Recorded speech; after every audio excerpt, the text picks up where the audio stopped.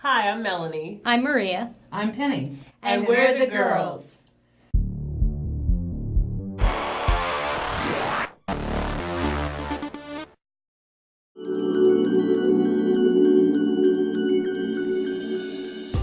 I was really blown away this past weekend with the New York City Marathon for lots of reasons. One is my son is a videographer and was very involved in documenting the race, and my younger son helped him by running the race and filming.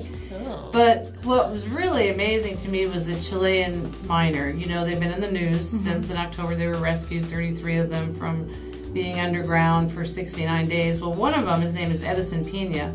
He, believe it or not, you think of that, what must have been down like they were under the ground and they were probably just all sitting there and filthy and bored. But no, he was, I guess there was some tunnels that were off of this room, and he tried to run 6 miles a day underground while he was trapped. Yeah. Amazing. And so when he came up and he told, somebody heard that he'd been running, someone in the group, the New York City Marathon folks, they said, that is amazing. And this man who's worked as a miner, who is an athlete, runs in Chile and things, they arranged to bring him over and have him, they were first going to have him like hold up a ribbon or something or greet the winners. He said, no, I want to run it. Pena ran in the bright sunshine of the ING New York City Marathon less than a month after being rescued from a half-mile beneath the Chilean desert. During a record 69 days underground, he ran as many as 6 miles a day in his mining boots to stay in shape both physically and mentally. I think it's interesting that you mention that because, you know, being trapped underground with really nothing to do, you know, to keep from going crazy, you would want to get up and exercise. Yeah. I mean, people who were in jail, you know, people who were in solitary confinement, they are given, an hour to exercise a day. Right. Just to keep from going crazy and to keep their body, you know, working the way it does. So the fact that he was able to do that and then, you know, go from that to the New York, you know, marathon, I think that was amazing. Yeah, it is amazing. You know. That's crazy. I can't even, well, I can't even imagine being underground anyway, like, to begin with, let alone then being trapped for 69 days. Then coming out, and I would want, you know, months of just... Bubble baths. Yes, absolutely. Field grapes. And then for him to come and run, which, from what I've heard, the New York Marathon is one of the most grueling things you can do to yourself. Yeah. He's also an Elvis impersonator. Oh, really? Which is really, he was on David Letterman. I like to sing by myself. By yourself? Yeah. I can walk down. Hey, Because I love you too much, baby.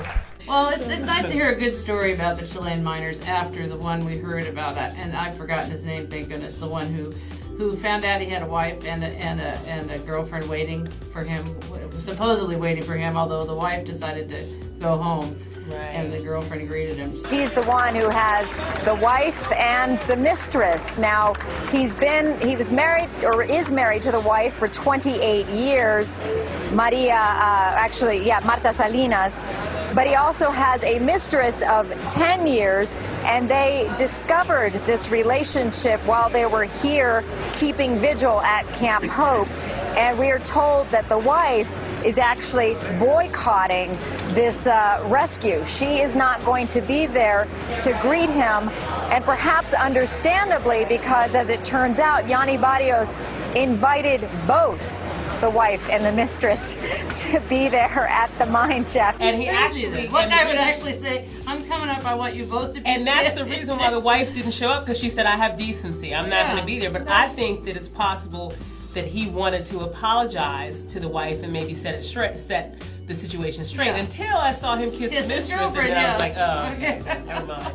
Yeah. Well, do you think he sat down there and said, okay, whoever's up there when I get out is the one I'm going to choose? Maybe that's what he thought. I think he might have figured out by the end that his wife was finished with him because what the he fact said. that she wasn't there. But maybe if nobody showed up, he figured, well, let me start all over. Yeah. But then I heard that there was actually a third girl, even younger, who was his girlfriend too. So, I mean... I just think what's really wonderful about this mining thing is that it's such a drama. It was a human drama. We watched it all unfold, and it's just so interesting how one thing in life, something that seems so horrible. I mean, think about it. At first, they were going to die. I would really be curious to see what has happened to him, you know, since then, and what changes he's making to his life. If he is, you know, kind of using, if that experience was a catalyst for some kind of, you know, deeper change to him. And I think we're going to be hearing about the Chilean miners for a long time to come.